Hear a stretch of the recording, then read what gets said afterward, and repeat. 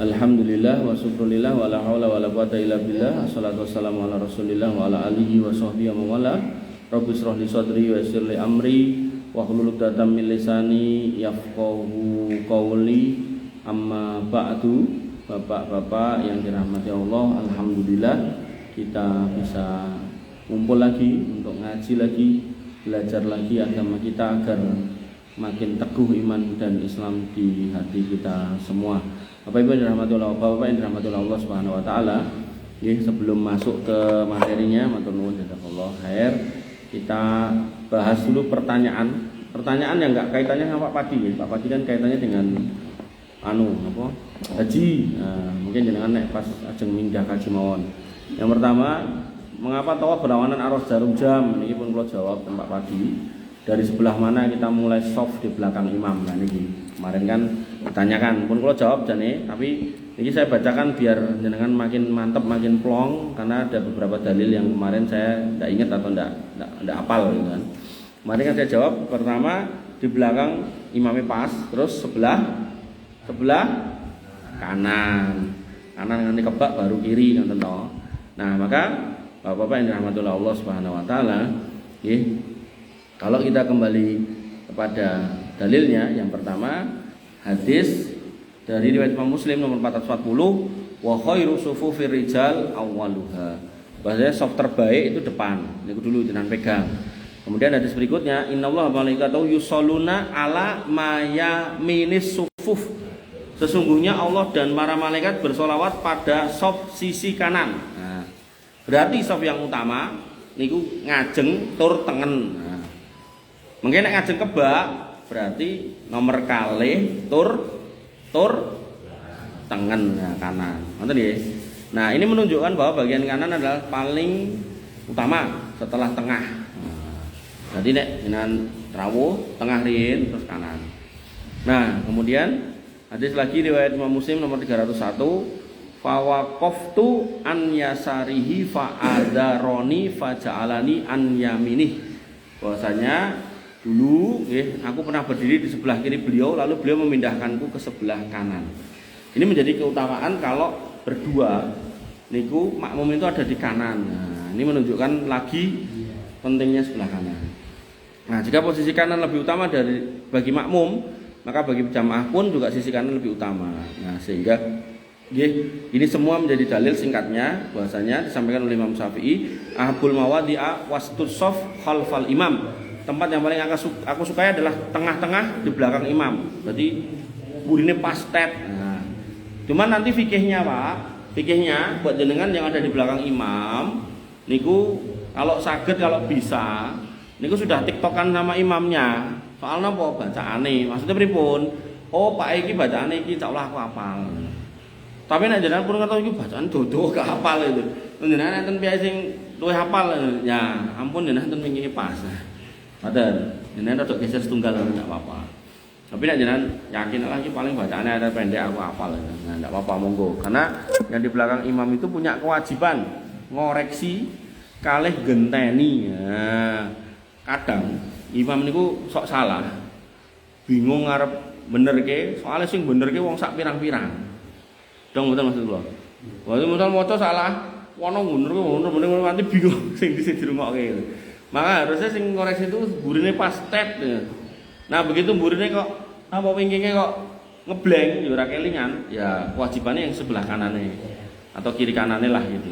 Jadi kalau udah ada yang mencoba ngoreksi, jenengan yang buri-buri mboten sah ngoreksi.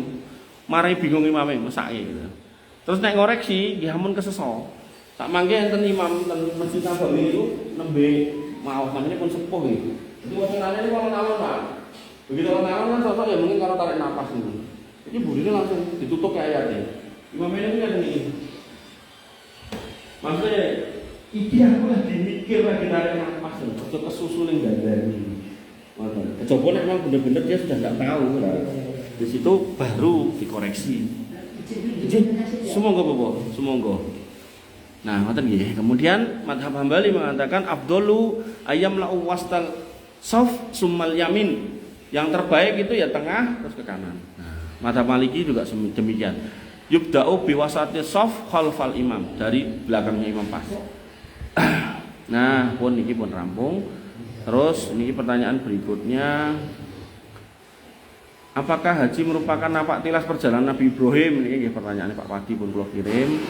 Apakah haji merupakan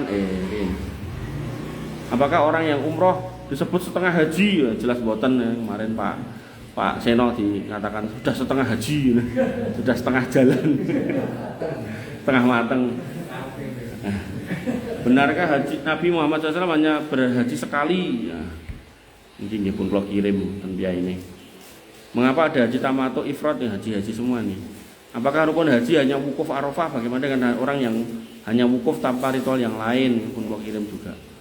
Terus, pun. Bapak-bapak yang dirahmati oleh Allah Subhanahu wa taala, kita masuk ke tema kita, yaitu tema nomor 6 tentang berdoa kepada malaikat atau nabi yang sudah wafat. Tauhid adalah pondasi agama. Jadi akidah Islam itu dilandaskan pada akidah yang benar, dan itu yang kemudian dikenal dengan istilah tauhid. Bertauhid kepada Allah maksudnya mengesahkan Allah.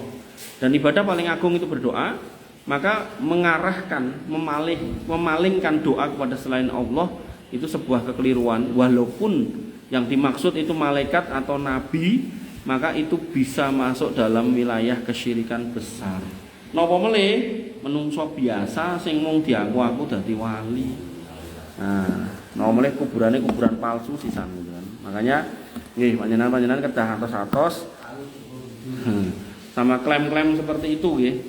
Nah, maka syirik besar bukan sekedar kesalahan adab, tapi dosa besar yang menghapus seluruh amal. Dan syirik besar menjadikan selain Allah sebagai tujuan ibadah. Kedahi nyuwun ten Gusti Allah malah nyuwun ten makam-makam niki. Nah, itu sebuah kesalahan nih. Maka memohon perkara gaib seperti ampunan, keselamatan, rizki pada selain Allah, seperti kepada wali, nabi, malaikat, maka ini sebuah kesalahan yang masuk dalam wilayah kesyirikan. Allah berfirman pada Quran surat Ghafir ayat 60, wa qala rabbukum ud'uni astajib lakum. Rabbmu berfirman, berdoalah kepadaku tak kabulke. Berarti mboten nganggo perantara, mboten ngangge wasilah, mboten ngangge calo, mboten langsung. Ya Allah nyuwun niki monggo niku sing sae. Mboten kedah aku nek rane makam iki ora bakalan tenang mboten nggih. Nah, kemudian larangan berdoa kepada selain Allah, wala tad'u min dunillahi ma la yanfa'uka wa la yadurruka fa in fa'alta fa innaka idzam minad dzalimin. Niki putune Pak Seno niki. Oh. Gaul men. Lah nggih. Duduk. Dan janganlah engkau berdoa kepada selain Allah, ya sesuatu yang mana mereka tidak bisa memberikan manfaat dan tidak pula memberikan madorot. Entah sing ndonga ten wit gedhe ora manfaat. Entah sing ndonga ten orang yang sudah mati gak manfaat. Wong mereka sedang mencari jalan menuju Allah, sedang mencari rahmat Allah kok malah dijaluki rahmati piye gitu. Maka jika engkau melakukan sesungguhnya engkau termasuk orang-orang dolim. Yunus ayat 106. Kemudian berdoa kepada nabi dan malaikat adalah syirik yang besar. Allah Subhanahu wa taala berfirman pada Quran surat Al-Jin, wa annal masajida lillah fala tad'u ma'allahi ahada. Dan sesungguhnya masjid-masjid itu milik Allah dan janganlah kalian berdoa kepada siapapun bersama dengan kepada Allah. Jadi jangan salat minta kepada Allah, enggak usah kemudian nyebut-nyebut nama selain Allah. Langsung kepada Allah. Bahkan di masjid-masjid tertentu kuburan barang mau salat itu melayu dan kuburan itu madhep kuburan langsung silo dengan segala macamnya itu. Maka enggak boleh kayak gitu. Malaikat tidak boleh dijadikan tujuan berdoa. Allah berfirman pada Quran surat Al-Imran ayat 80, wala ya'murukum an tattahidul malaikata wan nabiyina arbaba. Dan Allah tidak menyuruh kalian menjadikan malaikat sebagai para nabi dan para nabi sebagai tuhan-tuhan. Aya'murukum bil kufri ba'da id antum muslimun. Apakah dia menyuruh kalian berbuat kufur setelah kalian menjadi muslim? Nah, hati-hati loh. Jadi ngegungke nabi dan malaikat yang sudah mati, nabinya mati, malaikat yang kita juga nggak pernah lihat, maka itu berpotensi di sini menjadikan kita kufur, Pak. Syahadat kita bisa rusak. Maka berdoa kepada malaikat menjadikan mereka sesembahan, nggak boleh. Makanya enten piyai niku ten Banten, ajeng bangun pesantren apa bangun masjid tuh. Jibril, uang ngoten niku. Ndak gitu nggih. Mau golek ten YouTube enten niku. Enggak boleh kayak gitu. Kemudian nabi yang sudah wafat tidak bisa dijadikan tujuan doa. Allah berfirman pada Quran surat Az-Zumar ayat 30, innaka mayyitun, sesungguhnya engkau Muhammad akan meninggal. Wa innahum mayyitun, dan mereka pun juga akan wafat. Nah, wafatnya nabi menutup semua kemungkinan doa kepada beliau. Makanya saya sering ulang-ulang, Khulafaur Rasyidin ada 4, 3 itu mati dibunuh. Berarti kondisi politik itu sedang enggak baik-baik saja. Itu tidak ada satu di antara 4 ini yang kemudian ke makam Nabi, ya Rasul, niki enten masalah enten Madinah, mang bantu. Ya Rasul, niki pasukan mau perang melawan Romawi, mang ewangi, mang rencangi. Mboten enten, Pak. Mereka semua minta hanya kepada Allah Subhanahu wa taala. Sampai ketika Umar bin Khattab memimpin kaum muslimin terjadi paceklik, Nabi enggak dicari oleh Umar bin Khattab. Yang dicari sinten? Pamannya Nabi yang namanya Abbas bin Abdul Muthalib. Dan Umar bin Khattab berdoa, ya Allah, dulu ketika Nabi kami masih hidup, kami itu bertawasul kepada Nabi kami agar engkau turunkan hujan. Sekarang kami tawasul kepada pamannya agar engkau turunkan hujan. Maka hujan pun turun. Maka tawasul niku kepada orang yang hidup, bukan orang yang mati. Nah, terus jenenge ajeng tawasul mang padosi piyai sepuh sing sregep salat jamaah gak ditinggal, terus wonge niku terkenal sabar luar biasa. Niku nek kepanggih piyai ngoten niku mang cedhaki, mang suwuni donga, insyaallah Pak. Donga set. Nah, tapi nek jenengan golek kuburan, nah, nek nganti kabul itu berarti jenengan kena istidrot. Nah, karena itu jelas salah kok. Makanya nek ten ngruki niku nek biyen niku enten mbah-mbah niku bapake seorang ustaz ngoten. Nah niku melampah niku pun kaya wong rukuk niku. Dadi bongkok ngoten niku. Dadi ora iso ndangaken. Mlakune alun-alun ngoten. Tapi angger adzan niku ten masjid. Wah, kula sanjang ten santri kula niki momon niki dhuwit ngoten. 50.000 kayake bae kae. Hah? Oh Mas. Oh, ngomong kon ndongake Mas Gulam. Niku kerep kula nek ra 50, 100 ngoten. Dan saya senang menikmati kayak gitu karena dia orang hidup, bukan orang yang mati gitu. Dan wallahu alam mungkin karena doa beliau, nah, hidup saya itu enggak susah lah gitu, enggak susah gitu. Dan sakjane keramat hidup yang paling keramat niku sinten to? Halo. Sinten? Ah niku banyak orang lali. Golek kuburan rono-rene wong tuane gak diurus, gak direken, nah, salah. Wong tuwa niku doa yang baik maupun doa yang buruk kabul, Pak. Makanya bahaya dongane wong tua niku. Bahayane napa? Nek metu sing elek, nek sing apik penak. Makanya jenengan ngapunten yang masih punya orang tua, mangopeni senajan rekoso ndak apa-apa. Senajan rekoso jenenge nyawiki wong gedhe karo wong cilik, cah cilik benten to. Jenenge napa niku? Dulang cah cilik ngono. Apa clinthik ya, manut dah cah gedhe. Jenengan ajeng ngoten, ra entuk no dosa no niku piyai sepuh. Makanya nggih insyaallah ketika kemudian itu tadi dengan paham benar tentang keramatnya orang tua ini. Nah, maka jenengan jangan sampai sibuk golek kuburan kono kene, golek petilasan kono kene tapi wong tua mah gak diurus. Bahkan niku sakniki ada orang karo adike malah uncal-uncalan. Penono aku wis ngopeni mbahmu gentian ngono. Mosok aku terus ngono. Lah aku yo rong suwe karo aku lho Mas ngono. Yo seno yo dijaga ning alun-alun ngono.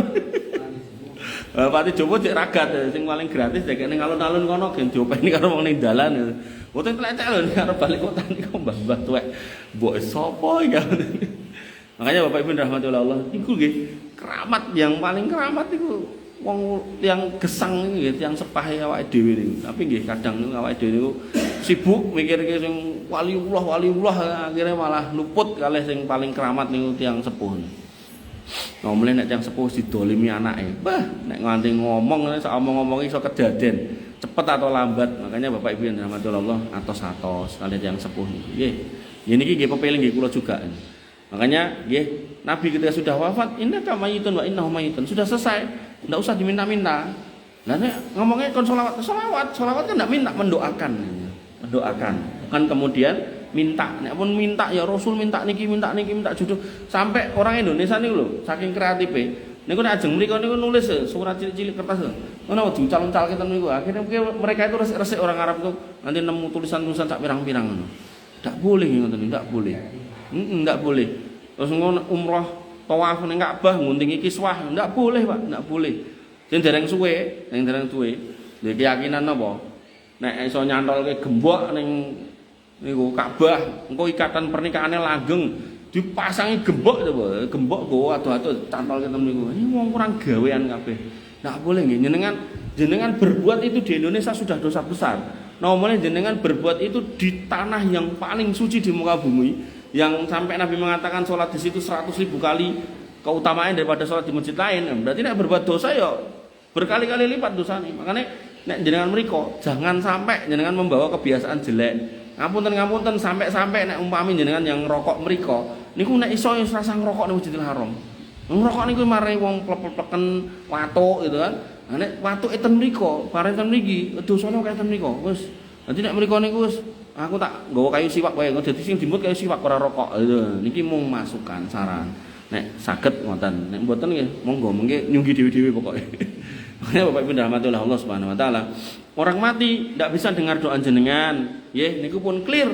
An-Naml ayat 80, innaka la tusmi'u al-mauta wa la tusmi'u summa ad-du'a idza walau mudbirin. Sesungguhnya engkau tidak akan menjadikan orang mati itu mendengar, dan tidak pula orang-orang tuli mendengar seruan apabila mereka berpaling membelakangi. Makanya, ketika jenengan mendoakan mereka bisa mendapat hikmah, tapi tidak bisa balas itu. Makanya kita cuma suruh mengucapkan assalamualaikum ya ahla diyar minal mu'minina wal mu'minat wa inna insyaallah bikum lahikuna. Mboten usah ditenggo jawabane nek urip kan assalamualaikum warahmatullahi wabarakatuh. Jenengan medel mawon biasanya sing pembicarane kan mengulangi to. Assalamualaikum warahmatullahi wabarakatuh. Mosok ora dijawab akhirnya kompak jawab.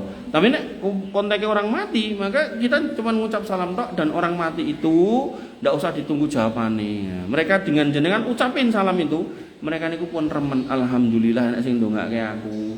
Ora salah aku dikubur ning pemakaman muslim. Tapi nek kuburane nyampur-nyampur karo-karuan gitu kan. Nah, mlebu-mlebu mah haleluya haleluya. Bingung ya. Ki piye to ya? Makanya Bapak Ibu rahmatullah Allah nggih pentingnya jenengan dimakamkan di makam bersama dengan kaum muslimin. Nah, kemudian ada juga yang mengatakan, aku ora nyembah kuburan. Iki mung dadi wasilah supaya dongaku iki titip semoga iso tembus nang Gusti Allah. Maka Allah bantah itu di dalam Quran surat Az-Zumar ayat 3. Ala lillahi dinul khalis, ingatlah hanya milik Allah agama yang murni. Nanti agama Islam itu murni, tidak usah dicampur-campur. Walladzina takhadhu min dunihi awliya ma na'buduhum illa liyuqarribuna ila Allahi zulfa. Orang-orang yang menjadikan ilah selain Allah, ketika dinasihati mereka mengatakan kami tidak nyembah ini. Kami hanya jadikan ini sebagai wasilah untuk mendekat kepada Allah. Oh, ini kan yang diucapkan mereka itu. Aku nek makam Habib orang nyembah Habib yo, iki mung tak dadekke wasilah. Makanya sampai ada sekumpulan Habib itu ngumpul di depan makam di sono di Yaman sono sampai ngomong, ini Habib fulan bin fulan, ini bagi mereka yang kemudian punya masalah kemudian di sini, kemudian membaca ini baca itu, maka semua masalahnya selesai gitu. Nah, itu jelas kemusyrikan besar ya, tidak bisa diterima.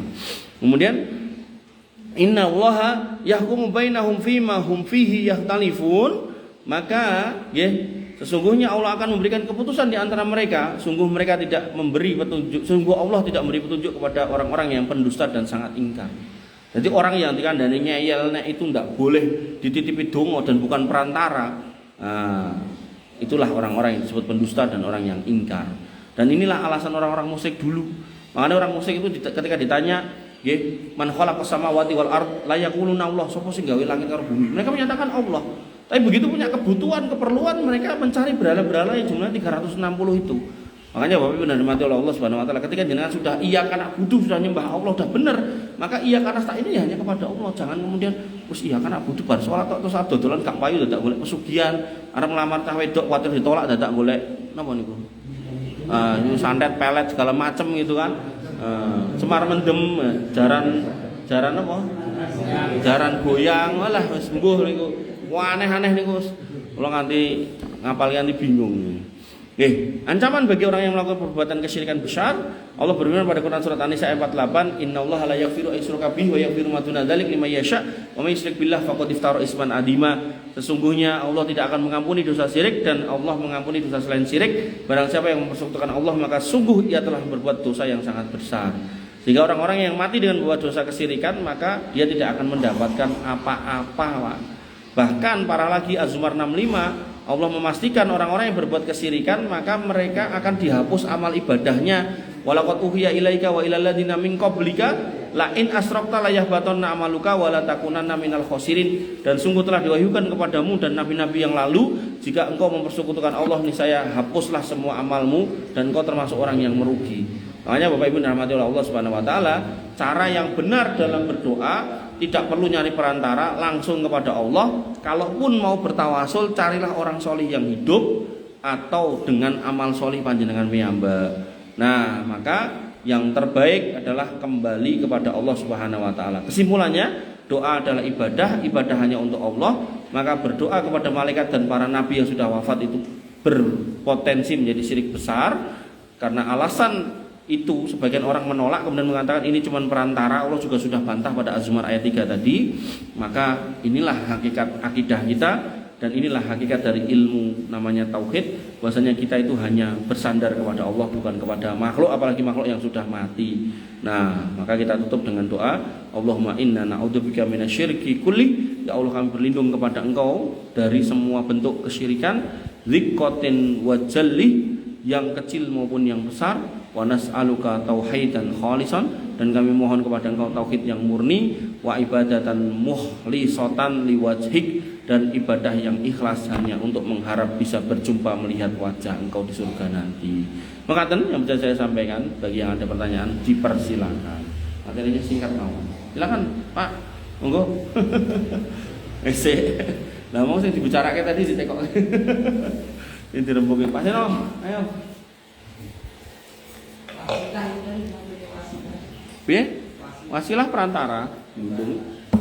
Perantara itu ada dalam Islam. Bab tahu ilahi wasilah, maka carilah jalan menuju Allah menggunakan wasilah. Nah, wasilah yang benar itu 3. Dengan menyebut Asmaul Husna, pakai nama Allah. Misal biasanya kita berdoa, ya Allah minta ini, kemudian kita ganti ya Rozak, ya Fatah, ya Alim, minta bebas dari utang, itu bisa. Nah, kemudian yang kedua dengan amal soleh kita. Kisahnya ada 3 orang pemuda yang kejebak di dalam gua. Nah, masuk guanya ada batu besar nutup deal. Begitu nutup disuruh nggak iso. Nah, kemudian mereka sepakat yuk ndonga dengan menyebut amal ibadah kita yang paling utama, bukan yang biasa. Nah, biasa ya semua melakukan. Nah, akhirnya satu ngomong, ya Allah, saya punya orang tua yang sudah tua, udah jompo, saya ingin wedusnya saya peres gitu kan. Ini nama saya bukan Yan gitu kan. Nah, terus saya peres, terus begitu udah ngumpul susunya, saya punya azam, tidak akan tak kasih anak istri sebelum diminum bapak ibu saya. Nah, diminumlah kepada bapak ibunya. Nah, suatu ketika ya Allah, tunggunya dowo, cerita cek gitu. Suatu ketika ya Allah, saya pulang kemalaman, sampai rumah bapak ibu saya udah tidur, susu udah saya peres, bapak ibu saya udah tidur, saya mau bangunkan nggak enak, aku nggak kancil nek wong Jawa ngarani gitu. Nah, anak istri saya minta susunya nggak tak kasih, tak tunggoni, tak cekeli niku wadahe ngeten iki sampai subuh. Nah, akhirnya begitu bapak ibu saya minum, tak kasih ke anak istri saya. Nah, nek niku amal soleh mang bikake, mang geserke watu besar niki. Akhirnya geser, brek. Tapi masih belum bisa keluar. Nah, terus orang yang kedua, ya Allah, saya punya sepupu anak paman saya yang sangat cantik jelita, yang saya mencintainya, menginginkannya lahir batin, ning wonge wegah, cinta tepuk sebelah tangan. Nah, dalam perjalanannya suatu ketika setelah bertahun-tahun terpisah, saya sudah mulai melupakannya, dia datang. Nah, njaluk duit, butuh duit. Tur butohe ora mung sithik. Nah, butohe niku 120 dinar. 120 dinar niku sekitar 960 juta, meh sak miliar. Nah, butohe duit sak mono kuwi gitu kan. Nah, akhirnya tak kei ning syarate. Nah, entuk tak entuk tak gauli ya, tak zinai, dek gelem. Akhirnya ya Allah begitu sudah dalam posisinya, sudah metingkring, tinggal ember atau anu nyemplung sumur gitu kan.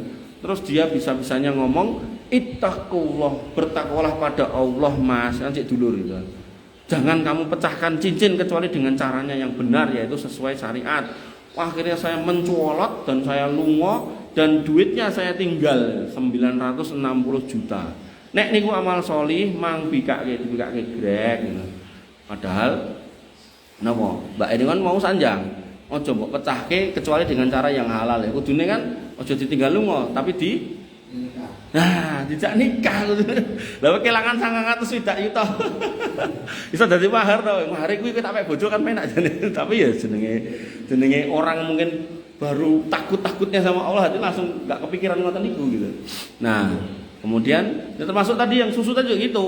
Ya kan bisa anaknya dikasih gitu kan, kok dipereske neh kan bisa, tapi namanya orang baru fokus dengan fokus yang enggak bisa teralihkan dengan yang lain. Nah, yang ketiga niki ya rada ekstrim niki ya. Ya Allah, pada waktu itu saya punya karyawan. Wah, karyawan saya pas me gajian malah minggat. Nah, akhirnya gajine kula cekel mboten kula entekke ning kula kembangke. Akhirnya ada sapi, kambing, unta dan sapi turute termasuk juga banyak budak. Kan kewan-kewan itu sing ngopeni budak gitu. Nah, suatu ketika dia datang ngomong, "Bos, gajiku mbiyen ndi?" Jane sing dijaluk ya mau gajine to, tapi bosnya ini jujur. Dia ngomong, "Gajimu kae lho, enek lembah, enek bukit kae, wedhus-wedhus kae, sapi-sapi kae, tono nggonamu kabeh sak sing angon-angon sak budak-budake." Nah, niku piyaine dingonoke, jenengan ampun ngece kula, wong ora duwe jenengan wong sugih. Nah, kata bosnya, "Ora tenan nggonamu Mas." Akhirnya wong niku piyaine niku terus ngomong, "Tenan niku ngen kula nggih." Akhirnya ya Allah dibawa semua. Tidak ditinggalke sithik pun, satu ekor pun buntute wis ora dikerekke kecuali teleke gitu kan. Akhirnya dia berdoa, "Nek itu adalah amal baik, nggih kula nyuwun tulung mang bikake." Nah, batu itu akhirnya terbuka untuk yang ketiga kali, mereka bisa keluar. Nah, itu bertawasul dengan amal sholih. Ngoten. Pramila nggih, tawasul tadi sama orang hidup tadi sudah saya contohkan, tawasul sama amal sholih niki mau dalile, tawasul dengan menyebut Asmaul Husna tadi juga sudah saya contohkan. Jadi nek jenengan misal ada masalah, mau bertawasul, cari amal jenengan sing paling utama. Misal Pak Ngano, ya Allah, kula gadah masalah niki. Kula niku nggih piyai ten dalem, terus enten tangga kula niku nggih pun gerah, bola-bali kejungkel ning nulungi nggih namung kula, rekoso abot, ora enek sing ngewangi, anak-anake do ora nyedak. Nek nulungi sedina sampe 3, kalau dhewe nganti diengkeken ya mbok bilih niku amal sholih kang sae, kula nyuwun tulung. Nah, putra kula mang dadekke piye sholih, kula nyuwun tulung gerah kula mang mantunke, kula nyuwun tulung rezeki kula mang lancarke. Ngoten. Jadi amal yang enggak orang lakukan, tapi nek ya Allah, saya salat sehari 5 waktu, kula nyuwun tulung niki ya. Nek niku wong liya ya salat. Ngoten nggih. Jadi niki amal yang istimewa. Barangkali Pak Seno, ya Allah, saya umroh setiap bulan gitu. Senajan setengah-setengah tapi ping sekian. Wong liya kan ora, wong liya mungkin sekian tahun sekali jenengan ben bulan misalnya. Nah, monggo pakai yang seperti itu. Mekaten. Wonten malih? Monggo lho, Pak. Pak Seno. Om, ayo Om, nek Om. Nimbang dipaten lho jenengan. Ayo pun teko kene kok. Nek ora iki tak tutup mulih. Nggih, pripun? Waalaikumsalam warahmatullahi wabarakatuh. Wah iya, tanya yang banyak.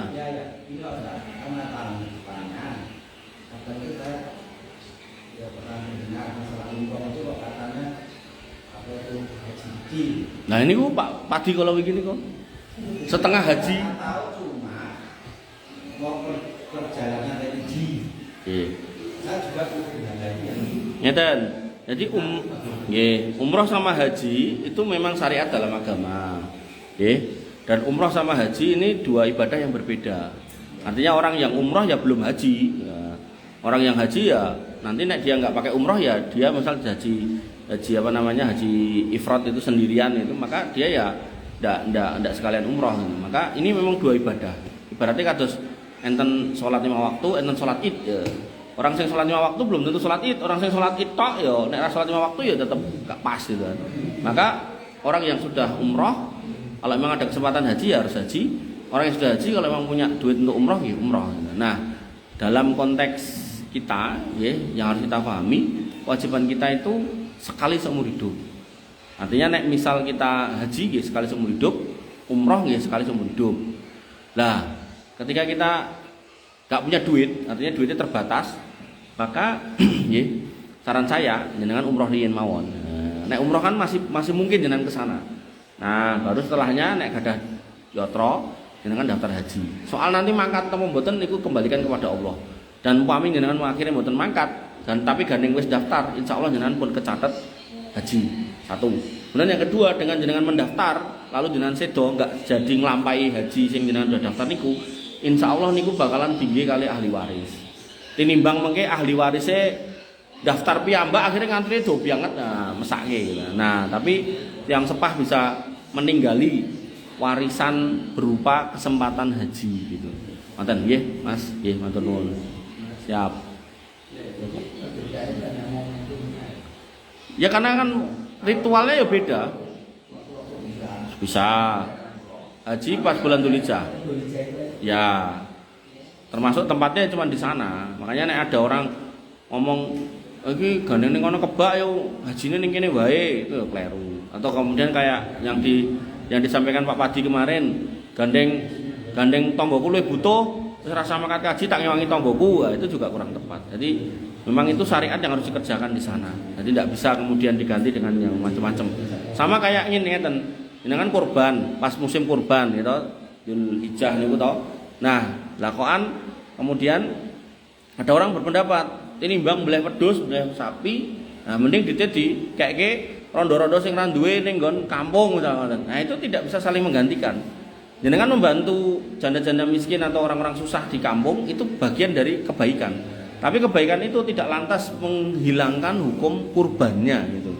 Makanya sebenarnya orang itu kalau mengikuti ritme planning schedule ibadah dari Allah itu jane niku penak. Pas kurban ya kurban, pas haji, pas umroh, sholat Id, sholat Jumat gitu. Kayak musim buah niku lho. Coba nek misal buah niku ra nek musime, jenengan bakal jeleh ling mangan, ya toh. Makanya begitu pelem niku wis ilang, bar pelem metu rambutan. Wah, rambutan enak ternyata. Nah, begitu mangan rambutan rada jeleh, ilang rambutan, terus ganti duren. Wah, duren enak. Ngoten. Ibadah juga gitu, jenengan kon ben wulan kon kurban wedhus terus jeleh. Pak wedhus tahun pisan begitu seru, dimasak bareng-bareng guyub rukun, wah enak banget. Makanya di mana-mana saya sampaikan makanan paling halal di muka bumi niku, paling barokah di muka bumi, wallahu alam yang saya yakini pas kurban niku dibelah kemudian dimasak dipangan bareng-bareng ten masjid wis niku genah halal ketok moto. Nah, jenengan nek munjut sate, ayo bisa jamin niku sing beleh nganggo bismillah. Ya bukan berarti saya nuduh ya. Maksud saya kan jenengan ndak lihat. Beda kayak pas niku lho, kurban. Nyoto-nyoto jenengan lihat bismillah Allahu akbar, bismillah Allahu akbar, bismillah Allahu akbar. Terus yang nyeceli yo tenanan, yang masak yo tenanan, wah guyub rukun nyeneng banget. Makanya nggih kebiasaan baik itu jangan dirubah, jangan ditinggalkan. Nah, jenengan teruskan biar tambah sae barokah buat semuanya. Makata. Yang lain? Wah. Sing sepuh dia, sik sepuh rien.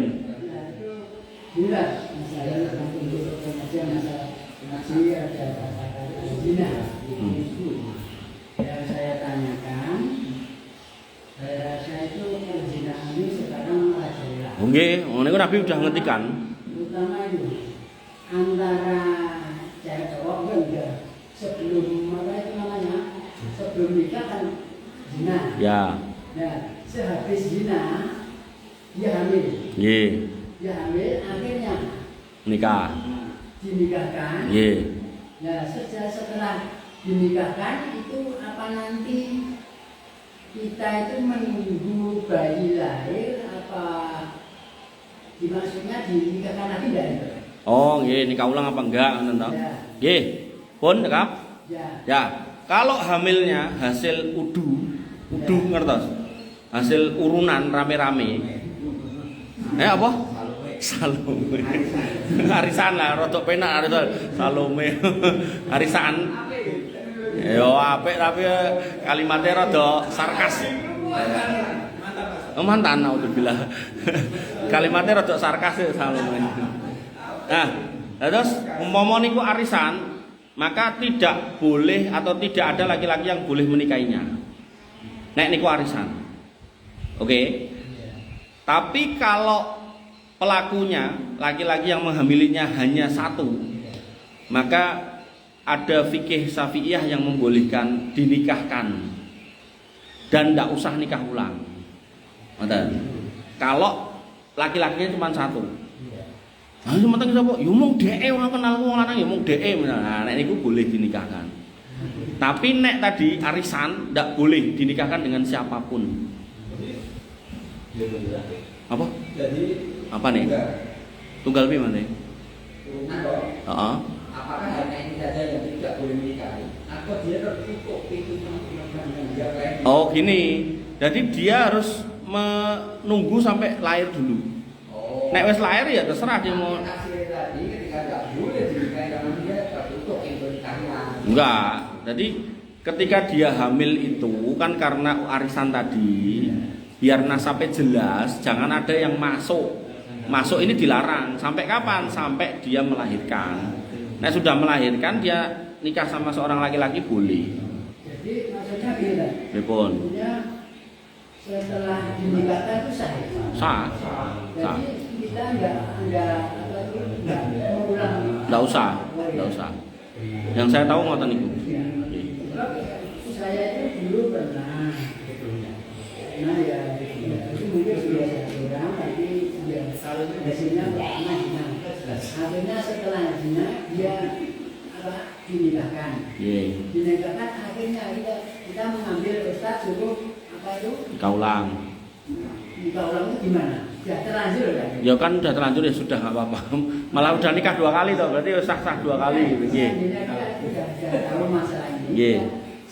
Selanjutnya kan kita sudah tidak akan mengulangi lagi masalah ini. Nggih. Tinggal nanti apa itu arisan atau tidak tinggal lagi. Nggih. Nggih. Ya. Nggih, pun ngoten mawon. Monggo, Mas.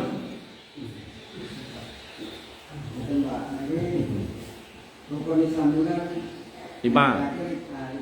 Haji bagi yang mampu. Nggak bisa ibadah haji, apakah kita itu kurang dalam Islam? Apakah kurang dalam Islam? Kalau memang karena ketidakmampuan, bukan ketidakmauan, benar-benar nggak ada, maka kita tidak kurang dari sisi Islamnya, enggak. Jadi tetap ya orang Islam yang sempurna, karena memang kita itu diberi ketidakmampuan. Tapi ada sebagian orang yang jane mampu ning tidak mau.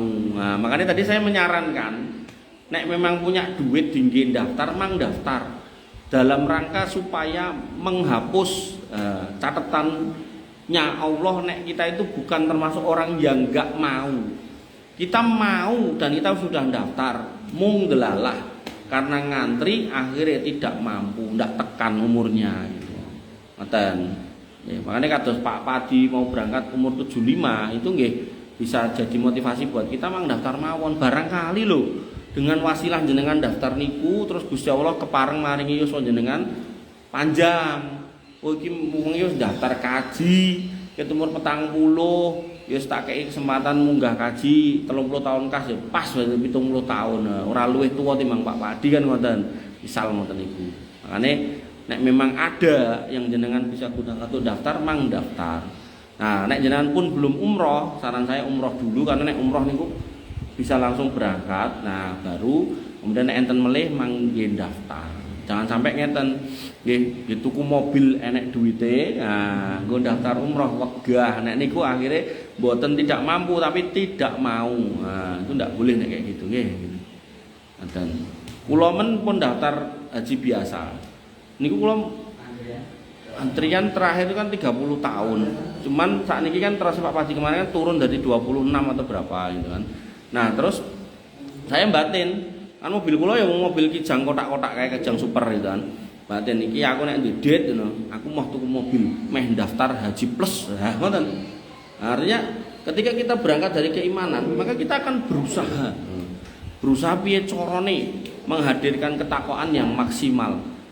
Soal dunia, kita yakin nek kita itu menyerahkan hidup kita untuk Allah, dunia itu mesti ngikut, katut. Tapi nek kemudian kita fokus sama dunia, wah akhirat merucut biasanya. Makanya nek memang jenengan punya duit tinggu munggah ke omah lantai 3, sedangkan jenengan dereng daftar, nah niku omahe lantai 2 sik ora apa-apa. Komputerane pelan-pelan sithik ora apa-apa. Ki daftarin. Ngoten nggih. Ngoten. Monggo Mas. Arti kata haji itu pengunjung datang. Haji, kata haji, arti kata haji. Kok ketularan Pak Padi pertanyaannya angel. Nggih. Nggih.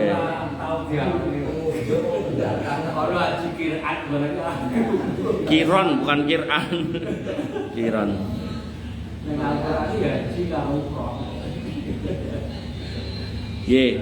Haji secara bahasa berasal dari kata al-hajju yang maknanya adalah al-qasdu menuju atau menyengaja atau bermaksud datang kepada sesuatu yang diagungkan. Nah, niku maksudnya. Nah, secara istilah adalah ibadah kepada Allah dengan mendatangi Baitullah Ka'bah di Mekah untuk melaksanakan amalan-amalan tertentu pada waktu tertentu dengan syarat-syarat tertentu. Nah, terus pertanyaan lanjutannya apa?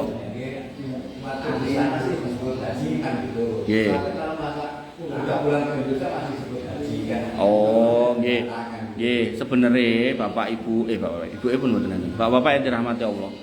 Sebutan haji niku jane tinggalan londo. Jadi londo dulu itu pengen nengeri orang-orang Indonesia yang sudah keluar negeri. Dengan keluar negeri mereka akan bertukar pikiran. Jadi ngapunten bangsa kita kalau belum main ke luar negeri pada waktu itu kayak katak dalam tempurung. Orang rumangsa dijajah. Nah, dengan keluar sana akhirnya terjadi itu interaksi. Nah, ditengerilah gitu. Kalau nggak salah saya pernah lihat video ini yang sertifikatnya dari Londo itu. Haji fulan nggih nengeri gitu. Ning delalah kita berpersepsi itu kayak gelar kehormatan gitu loh. Makanya jane haji, poso, salat itu kan rukun Islam. Napa jenengan nek salat terus jenenge salat suseno ngoten ora. Umroh seno ngoten to. Jane artinya gini loh. Sebenarnya kita sudah haji nggak usah dipanggil haji tidak ada masalah gitu. Ngoten. Tapi karena tadi itu enek rasa hormat orang pada orang yang sudah naik haji, akhirnya itu terus turun temurun disebut, bahkan enek gelare H, bahkan nek nganti lali ngulemi lali disebut hane megah mangkat. Lah aku mau loh entuk ulem santriwati saya mau nikah. Wong yo tau melu aku lho tahunan. Ngulemi saya jenenge iso salah lho. Gulam Fathul Rasid ini batinku iki sapa?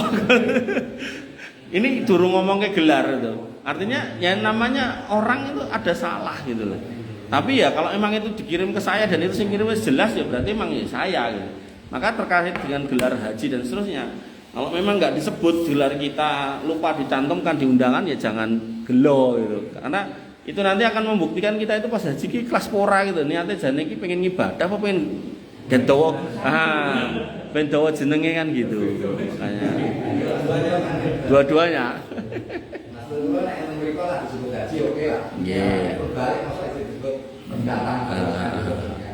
Ya orang yang menuju. Nek ten mriku niku mbok mboten musim haji. Diceluk haji. Haji. Minggir haji. Walaupun mboten musim haji. Wonten malih? Ayo Om. Jenengan Pak Seno. Dalam sunnah itu ada dikatakan bahwa setelah kita sholat wajib, itu kita disunahkan untuk membaca ayat kursi. Itu dengan harapan akan masuk surga. Tapi tidak apa katakan kecuali maut. Itu maksudnya gimana? Setelah sholat ya? Setelah sholat kita disunahkan untuk membaca ayat kursi. Itu bisa masuk surga kecuali maut. Itu maksudnya gimana?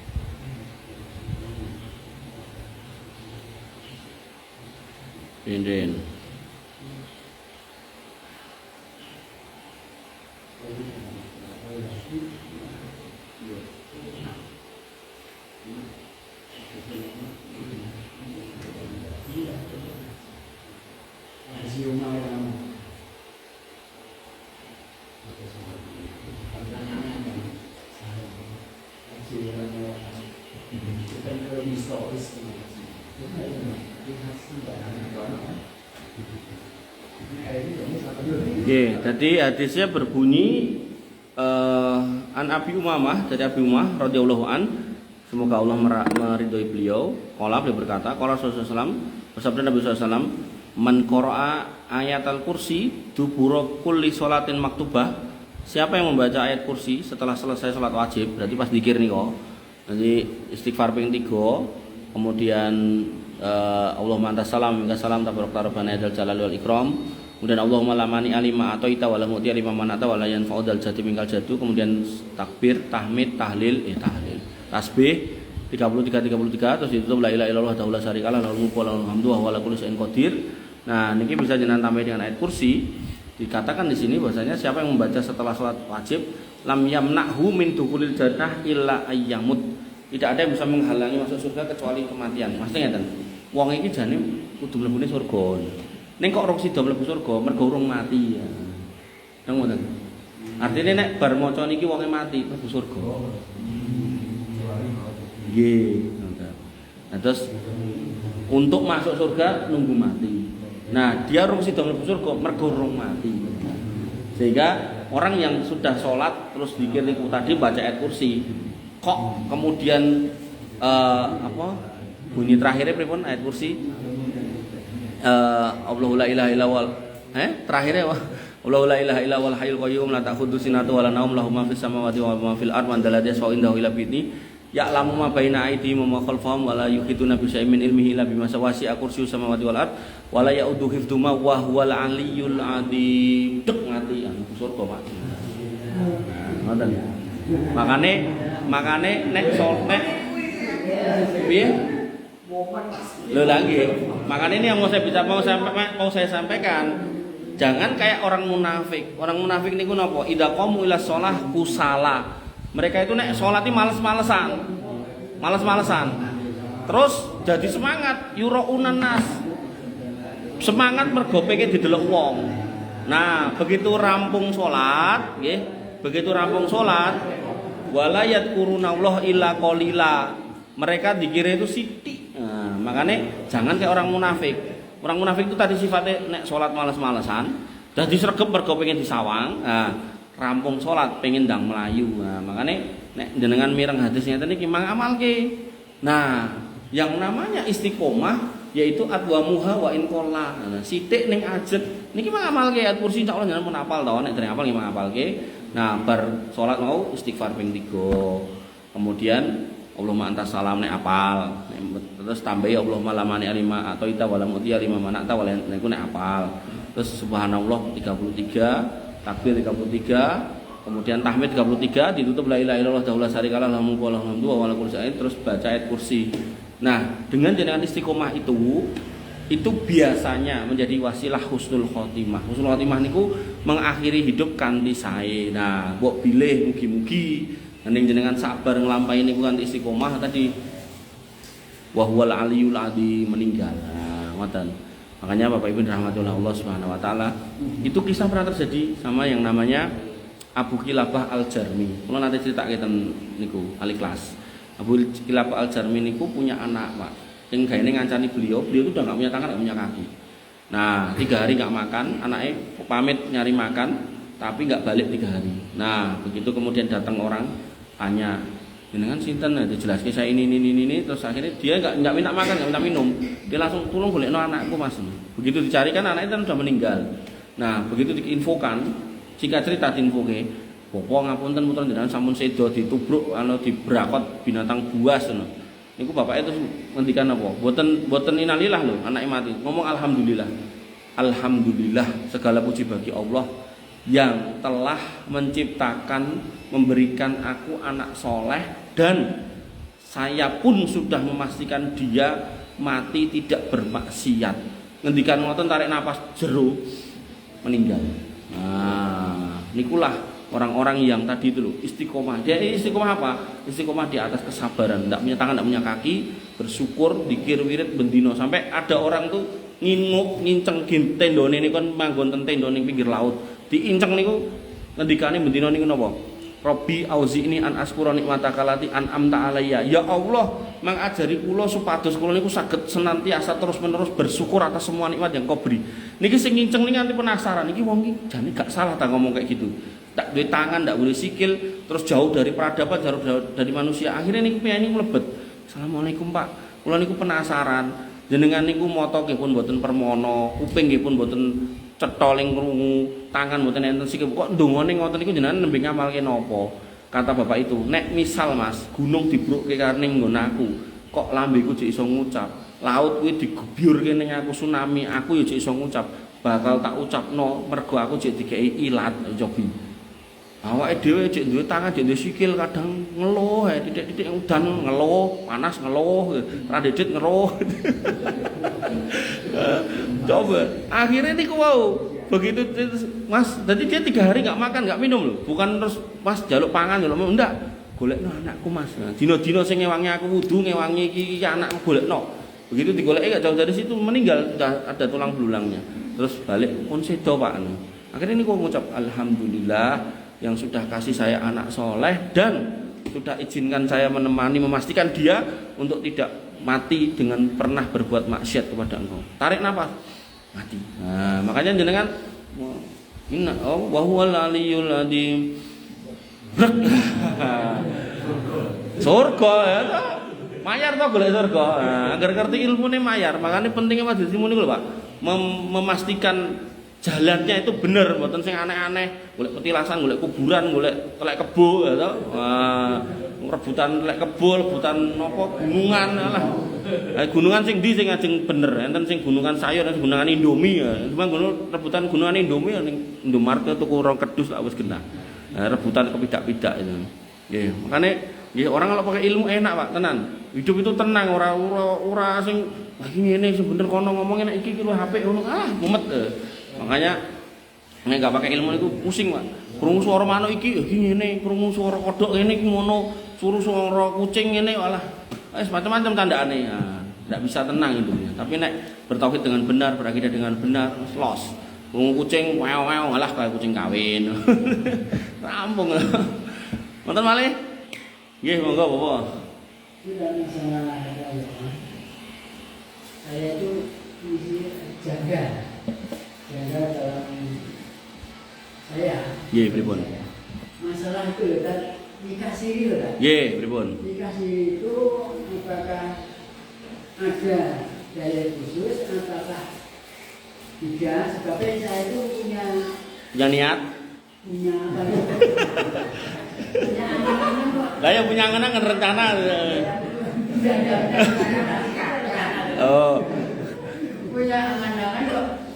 ora wani mergo enek bungatno ning mburi. Nikah siri itu kebanyakan loh.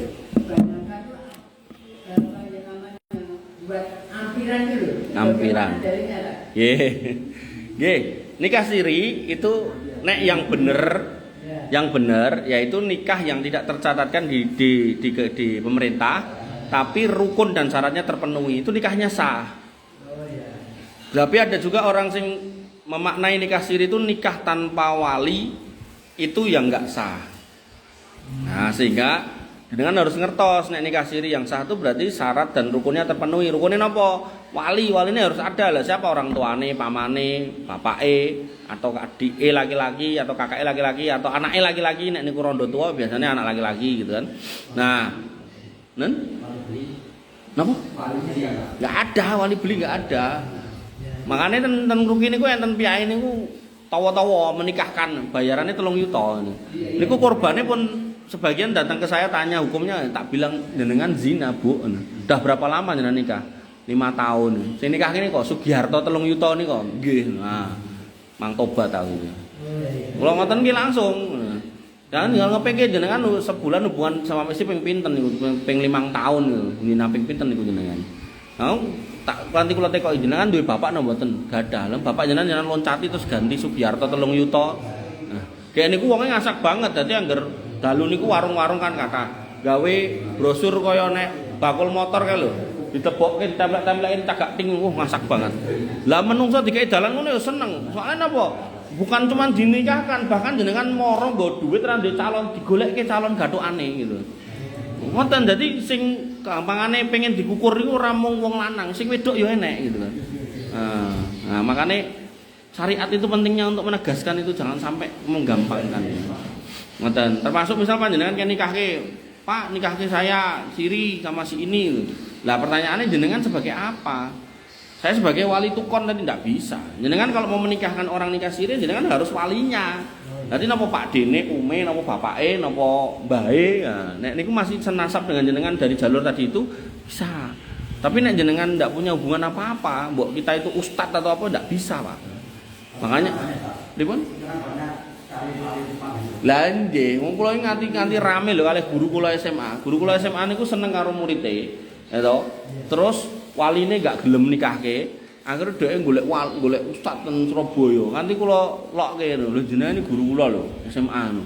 Tapi kok malah ngoten niku mboten enten. Enek ning fikih Abu Hanifah enek lho, pokoknya golek terus sampai kemudian membenarkan perbuatannya. Jadi gini, khilaf ulama itu bukan untuk dipilih yang paling mayar, Pak.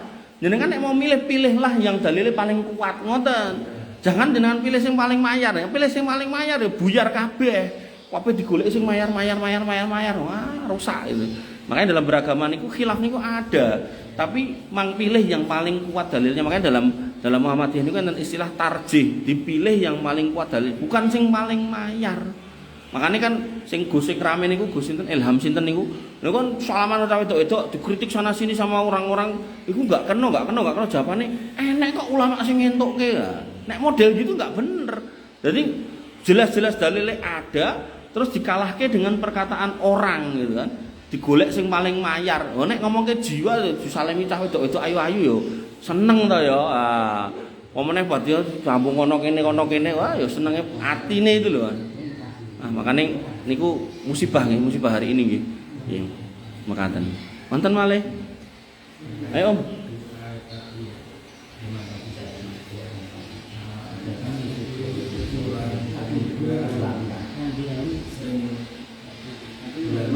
Nggih. Nggih. Kecelakaan motor. Kalau seandainya saya ngomong mohon ulang lagi alat mohon itu apa Mohon aja mbok ulangi lagi. Piye maksudnya? Saya masih belum nangkep maksudnya. Saya kan lihat yang kondisi orang tua. Ya.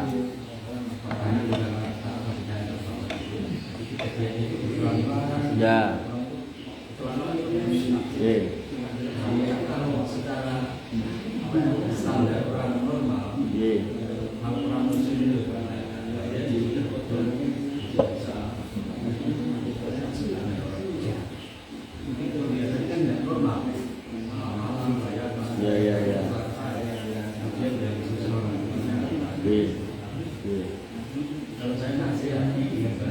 mohon.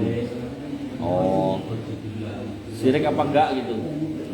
Jadi gini, memohon yang syirik itu adalah memohon yang tidak bisa dikabulkan kecuali oleh Allah. Misal nggih, memohon turunnya hujan. Nah, ini kan hanya Allah yang menurunkan. Kalau kita memohon kepada yang lain itu syirik. Tapi kalau memohon atau meminta kepada orang lain dalam konteks sesuatu yang memang itu lumrah diberikan oleh orang, maka itu tidak ada masalah, bukan syirik. Contohnya misal nggih niki rapat RT, misal kula sing mimpin rapat. Nggih Bapak-bapak, nggih gandeng sak menika sak mangke enten acara ten kampung nggih dimohon kesadarannya untuk nyengkuyung sesarengan iuran 1 KK 50.000 disuwun ikhlase ya, enggak apa-apa. Tapi kalau tadi minta hujan, minta rezeki, nah itu kan permintaan itu hanya kepada Allah. Nah, kita enggak boleh alihkan kepada selain Allah. Artinya permohonan itu tadi ke anak itu enggak apa-apa. Sama halnya dengan takut. Takut itu harus kepada Allah. Harus. Tapi termasuk takut yang diperbolehkan, misal jenengan ningali boyo apa ula gede apa singa, jenengan wedi mlayu. Apa mlayu ngono? Wah nek kira galak bianu siunge nganti kono ilere nganti tetes ngono. Wih, takut itu hanya kepada Allah ngono. Ha gundulmu. Lah nek dicokot ya ora bias. Betul, artinya itu tidak masuk dalam kondisi syirik ya. Artinya yang seperti itu memang kondisi yang memang manusia itu ya boleh takut kepada makhluk, tapi takutnya tidak melebihi takutnya kepada Tuhan. Nah, beda halnya kalau gini. Kowe kok ora rono? Wah, dia aku ora rono. Apa? Aku nek aku rono tanggal semene jam semene. Wah, nasibku sosial. Nah, ini kan sudah perbuatan Allah dialihkan kepada orang lain. Diyakini orang lain bisa. Nah, itu kesyirikan harus. Ngaten nggih? Enten malih? Faraid. Oh, Faraid nggih, rada suwe nih faraid. Enggak apa-apa, tanya aja. Oh, enggak harus sak tema niki ya. Harus dijawab hari ini, ada waktu. Oh, nggih, pripun niku? Nggih, nggih. Di depan Kota Solo itu Nggih. ada bapak ibu meninggal, Nggih. dia menurunkan 8 keturunan. Nggih. Yang 6 itu laki-laki dan 2 perempuan. Nggih. Kemudian yang 4 laki-laki meninggal dunia, Nggih. yang mana Nggih. 2 perempuan. Nggih. Nah, itu pembagiannya gitu. Pembagiannya dibagi pakai jalur anak tok. Nah, anak yang jatahnya anak yang meninggal nanti dibagikan lagi ke anaknya dia. Nah, kan tadi anaknya 8, 6 laki-laki 2 perempuan, gitu. Berarti yang laki-laki kali 2, 6 kali 2 12 tambah 2 14. Nah, misal hartane adalah 14 miliar gitu. Misal. Nah, maka anak laki-laki dapat 2 miliar, 2 miliar, 2 miliar, anak perempuan dapat 1 miliar. Nah, kadang anak laki-laki sudah meninggal, maka jatah 2 miliar ini diwariskan lagi kepada anaknya. Nah, dengan catatan si ahli waris ini masih utuh hidup ketika orang tuanya meninggal. Dong, betul. Tapi nek orang tuanya ini belum meninggal, anak yang tadi yang jenengan sebut sebagian yang meninggal itu kok sudah meninggal duluan, maka yang meninggal duluan coret. Yang istrinya yang 4 meninggal itu berapa? Istri, anaknya aja, istri enggak. Anaknya tok. Jadi misalnya ngeten nggih. Kula bapake, ya toh. Terus iki anak kula. 0 4 6 7 8 lah tambah 1. Ini rada balelo rada rono. Nah, terus kula ninggalke 14 miliar. Ini kan ceritane sing 2 perempuan tadi toh. Nah, sing 6 niki ping kalih 12. Sing kalih niku tetep 1 14. Kula ninggalke 14 miliar. Berarti jenengan 2 miliar, dugi mriku setunggal. Nah, terus ternyata 4-nya meninggal, 1 2 3 4 meninggal. Maka 2 miliar jenengan nggih buat anak jenengan nggih buat anaknya dan seterusnya ngoten. Nah, nek istrine dari ini entuk enggak? Lah sing anak saya yang mana gitu. Anak saya misal suaminya ya istrinya enggak dapat. Atau istri yang mana ini maksud? Istri saya.